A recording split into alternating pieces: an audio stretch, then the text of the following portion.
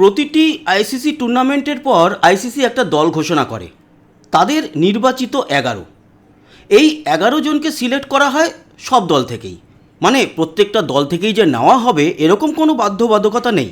আসলে যে দেশের যেই পজিশনের প্লেয়ার ভালো খেলেছে সব থেকে মনে হবে, তাদের দিয়ে একটা দল গঠন করে। এর থেকে বোঝা যায় যে কোন দলের থেকে কোন প্লেয়াররা বেটার খেলেছে, এই সমস্ত হিসাব নিকাশ। তবে একাদশ নয়, এবার 12 জনের দল ঘোষণা করেছে আইসিসি। সেখানে সব থেকে বেশি খেলোয়াড় চান্স পেয়েছে ভারত থেকে 4 জন, বাকি ম্যাক্সিমাম ইংল্যান্ডের 2 জন আছে, সাউথ আফ্রিকার 2 জন আছে, পাকিস্তানের 1 জন আছে। কোন দেশ থেকে বা কোন দল থেকে কারা কারা এই স্বপ্নের একাদশ বা আইসিসির বিশ্বকাপ একাদশে জায়গা পেল, এই নিয়ে আলোচনা করব। তবে শুরুতে বন্ধুরা বলে রাখি, প্লিজ, যেহেতু ট্রাভেল শুটার্স চ্যানেলটি একটি কারণবশত আমাদের হাতে নেই, চ্যানেলটি ইউটিউবে নেই এই মুহূর্তে, তাই এই স্পোর্টস বাংলা চ্যানেলটিকে প্লিজ সাবস্ক্রাইব করে রাখুন, আমাদের সঙ্গে জুড়ে থাকুন। খেলার খবরাখবর আমরা দিতে থাকব এবং যারা জুড়ে গেছেন তাদের অনেক অনেক কৃতজ্ঞতা আমার তরফ থেকে। তার আগে শুরু করি অভিষেক শর্মার একটা ইনফরমেশান দিয়ে। ইনফরমেশানটা কি? সেটা হচ্ছে, জানা যাচ্ছে গতকাল অভিষেক শর্মা ব্যাট চুরি করে খেলেছে। এই চুরি কিন্তু আমাদের ওই রকম নর্মাল চুরি নয়, এই চুরিটা অন্যরকম চুরি। আসলে অভিষেক শর্মার পারফরমেন্স ভালো যাচ্ছিল না, ফর্মে ছিল না, তাই প্ল্যান করছিল কি করব, যদি শুভমান গিল থাকতো তার থেকে নাকি ব্যাট চুরি করতো অভিষেক। কিন্তু জানা যাচ্ছে শিবম দুবের থেকে ব্যাট নিয়ে সে খেলেছে এবং এই শিবম দুবের ব্যাটে আবার নিজের স্টিকারও লাগিয়েছে আগের দিন রাতে নিয়ে এসে। তারপরে গতকাল আমরা তো দেখেইছি 18 বলে 50 রান সে করেছে এবং যথেষ্ট ভালো কালকে খেলে গেছে। এই ইনফরমেশনটা দেওয়ার ছিল। এবার আমরা চলে আসব আমাদের যে একাদশ, মানে আইসিসির একাদশ কি ঘোষণা হলো সেই নিয়ে। এই দেখুন, এই হচ্ছে দ্বাদশ বলা যেতে পারে, শুধু একাদশ নয়, দ্বাদশ মানে 12 জন ব্যক্তি, তার মধ্যে 11 জন মেন। আর শুরুতেই বলে রাখি, এই যে একেবারে বাহাতের প্লেয়ারটিকে দেখতে পাচ্ছেন, স্যাডলি ভ্যান স্যালউইক, ইনি হচ্ছেন ইউএসের প্লেয়ার। এ একমাত্র চান্স পেয়েছে 12তম প্লেয়ার হিসাবে। বাকি মুজারাব্বানি পর্যন্ত যে প্লেয়ার এই 11 জন। এবার কিভাবে আইসিসি দলটা সাজিয়েছে দেখুন। পাকিস্তানের 1 জন প্লেয়ার চান্স পেয়েছে, সে হচ্ছে সাইফজাদা ফারহান অ্যাজ এ ওপেনার, এবং তার সাথে চান্স পেয়েছে সঞ্জু স্যামসং। এই 2 জন আইসিসির বিচারে ওপেনিং জুটি। এবং এটাও জানিয়ে রাখি, সঞ্জু স্যামসংকে রেখেছে আইসিসি উইকেট কিপার হিসাবে এবং অ্যাজ এ ওপেনার হিসাবে। আমাদের প্লেয়ার অফ দ্য টুর্নামেন্ট কিন্তু এই স্বপ্নের একাদশ বা আইসিসির একাদশে রয়েছে। এবার আসি, 3 নম্বরে ঈশান কিষান জায়গা পেয়েছে। তবে ঈশান কিষানকে একজন প্লেয়ার হিসাবে বা ব্যাটার হিসাবেই জায়গা দিয়েছে, তাকে উইকেট কিপার হিসাবে মেনশন করেনি। তো 3 নম্বরে ঈশান কিষান এবং 4 নম্বরে এডেন মার্ক্রাম। এডেন মার্ক্রামকে আবার অধিনায়কও ঘোষণা করেছে এই যে 11 জনের দল, সেই 11 জনের দলের।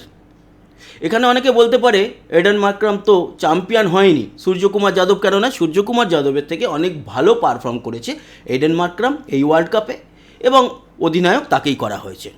এবার আসি, ভারতের ওই উপরের 2 জন ছাড়া ঈশান কিষান আর সঞ্জু স্যামসং, আমাদের 2 উইকেট কিপার দুজনেই দলে রয়েছে। এবং তৃতীয় ব্যক্তি হিসাবে আর এই দলের 5ম ব্যাটার হিসাবে, অলরাউন্ডার হিসাবে চান্স পেয়েছে আমাদের হাদুভাই হার্দিক পান্ডিয়া। 6ষ্ঠ প্লেয়ার অলরাউন্ডার উইল জ্যাক্স, সেও কিন্তু এই দলে রয়েছে ইংল্যান্ড থেকে। ওয়েস্ট ইন্ডিজ থেকে জেসন হোল্ডারকে রাখা হয়েছে। তারপরে 4র্থ আমাদের ভারতীয় এবং এই দলের একেবারে মানে এই যে আইসিসির একাদশ তার গ্রেটেস্ট ফাস্ট বোলার হিসাবে রাখা হয়েছে জসপ্রীত বুমরাকে। রয়েছে সাউথ আফ্রিকার আরও একজন প্লেয়ার এডেন মার্ক্রামের পরে লুঙ্গি এঙ্গিডিকে নিয়ে সাউথ আফ্রিকার 2 জন প্লেয়ার এই দলে রয়েছে। এবং আদিল রশিদ একমাত্র স্পিনার হিসাবে এই দলে চান্স পেয়েছে ইংল্যান্ডের এই 2 জন। এক হচ্ছে গিয়ে উইল জ্যাক্স আর এক হচ্ছে গিয়ে আদিল রশিদ। আর 11তম ব্যক্তি হিসাবে চান্স পেয়েছে ব্লেসিং মুজারাব্বানি, জিম্বাবুয়ের থেকে একমাত্র প্লেয়ার। তার মানে পাকিস্তানের 1 জন, সাউথ আফ্রিকার 2 জন, ওয়েস্ট ইন্ডিজের 1 জন এবং ইংল্যান্ডের 2 জন ইউএসের একজন আর ভারতের 4 জন। সব থেকে বেশি ভারতীয় প্লেয়াররাই কিন্তু আইসিসির এই একাদশে রাজ করছে। আমার মতে ঠিকই আছে, কিন্তু আইসিসির বিশেষজ্ঞরা বানিয়েছে সব দেশের সব দলের পারফরমেন্স বিচার করে, তাই এখানে কিছু বলার নেই। কিন্তু একটা মতামত আমার মনে হচ্ছে, দেখুন হার্দিক পান্ডিয়া যেখানে রয়েছে এবং দেখতে পাচ্ছি আমরা উইল জ্যাক্স রয়েছে, লুঙ্গি এঙ্গিডি রয়েছে, মুজারাব্বানি রয়েছে এবং জসপ্রীত বুমরা রয়েছে, তো কোথাও যেন আমাদের স্পিনার একটু কম লাগছে এবং দ্বাদশ ব্যক্তি হিসাবেও ইউএসের ফাস্ট বোলার স্যালুইক রয়েছে, ফলে একটু স্পিন বোলার কম লাগছে। বাকি কিন্তু আইসিসি মোটামুটি যে দলটা তৈরি করেছে সেই দলটা খারাপ নয়। আপনার কি মতামত? আমার মতে মোটামুটি ঠিকই আছে। ওই কাউকে সরিয়ে যদি একজন স্পিনার নেওয়া হতো আমার মনে হয় দলটা আরও ঠিক থাকতো, কারণ সব ভেন্যু বিচার করে ভাবতে হবে। আমাদের শ্রীলঙ্কার ভেন্যুর কথাও ভাবতে হবে, কারণ শ্রীলঙ্কাতেও খেলা হয়েছে এই ওয়ার্ল্ড কাপের, সেখানে ম্যাক্সিমাম দেখা গেছে স্পিনটা বেশি কাজ করেছে। এনিওয়ে আইসিসির তরফ থেকে যেরকমটা ঘোষণা করা হয়েছে সেই টিমটাই আপনাদের সামনে তুলে ধরলাম, আপনাদের দেখালাম। এবার আস্তে আস্তে করে এই বিশ্বকাপ থেকে সরে গিয়ে আমাদের পালা হচ্ছে গিয়ে আইপিএলের দিকে এগোনো, এবং অলিম্পিকেও এবার কিন্তু ক্রিকেট সংযুক্ত হয়েছে, টি-20 ক্রিকেট। সেখানেও আমরা অলিম্পিক মেডেলে বা অলিম্পিকে সোনা জিতব কি না সেটা দেখার আছে। এবছর ওয়ার্ল্ড কাপ ফুটবলের বিশ্বকাপ রয়েছে, তারপরে আইপিএল শেষেই আফগানিস্তান আসছে ভারতে, অনেক অনেক সিরিজ, অনেক অনেক টুর্নামেন্ট কিন্তু অপেক্ষা করছে। যদিও আজকে বাংলার বিশিষ্ট একজন সাংবাদিক অনিলাভ চ্যাটার্জি, যার সঙ্গে আমার প্রচণ্ড যোগাযোগ বা আমাদের সম্পর্ক ভালো, উনি একটা ফেসবুকে পোস্ট করেছে। কথাটা আমার খুব একটা যে খারাপ লেগেছে তা নয়। অনিলাভদা যেটা বলছে যে এই ঘন ঘন বিশ্বকাপটা না হলে ভালো হয়, বলতে চাইছে যে 4 বছর অন্তর হোক না, যেরকম আমাদের 50 বা ওয়ানডে বিশ্বকাপটা হয়।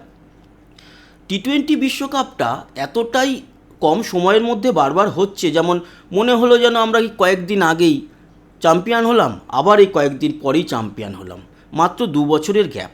সেটা যদি 4 বছর করা যায় তাহলে উত্তেজনাটা আরও বাড়ে। এটা গত ভিডিওতেও বলছিলাম আমি যে হার্দিক পান্ডিয়াকে 2024-এ জয়ের পর যেরকম কেঁদে ফেলতে দেখা গেছে, যদিও সেই জয়টা একেবারে টেনশনের মধ্যে থেকে ছিল, ফলে টেনশনের মধ্যে থেকে জয়লাভে একটা আলাদা ভিতর থেকে আসে। আর এটা তো আমরা 8-9 ওভার 10 ওভারের মধ্যে বুঝে গেছি যে আমরা জিতে যাচ্ছি, সেটাও একটা কারণ। কিন্তু এটাও ঠিক, যদি গ্যাপ একটা ঠিকঠাক থাকে 4 বছরের, তবে আরও উত্তেজনাটা বাড়ে, এটা কিন্তু ঠিক কথা। যেরকম আমাদের ওয়ানডে ওয়ার্ল্ড কাপের ক্ষেত্রে দেখবেন 4 বছর পর 2023-এর পর যখন 27-এ হবে, তার মাহাত্ম্যটা কিন্তু অনেক বেশি হবে। ঘন ঘন হলে একটা কীরকম যেন মনে হয় যে ওই দামটা কমে যায়। আর তারপরে দেখুন পরপর আমরা জিতলাম আইসিসি টুর্নামেন্ট, 2024-এর টি-20 বিশ্বকাপ, চ্যাম্পিয়ন্স ট্রফি, এশিয়া কাপটা ঠিক আছে, কিন্তু চ্যাম্পিয়ন্স ট্রফি আর টি-20 ওয়ার্ল্ড কাপ এগুলো যেরকম 4 বছর পর হয় চ্যাম্পিয়ন্স ট্রফি আর ওয়ানডেটা, টি-20টাকেও যদি 4 বছর পর পর করা হয় তাহলে মনে হয় গুরুত্ব, উত্তেজনাটা আরও বেশি হবে। তো বন্ধুরা, এই ছিল আলোচনা। আশা করি এই ইনফরমেশান আপনাদের ভালো লেগেছে। সবাই ভালো থাকবেন, সুস্থ থাকবেন, আবার দেখা হবে, ততক্ষণের মতো টাটা।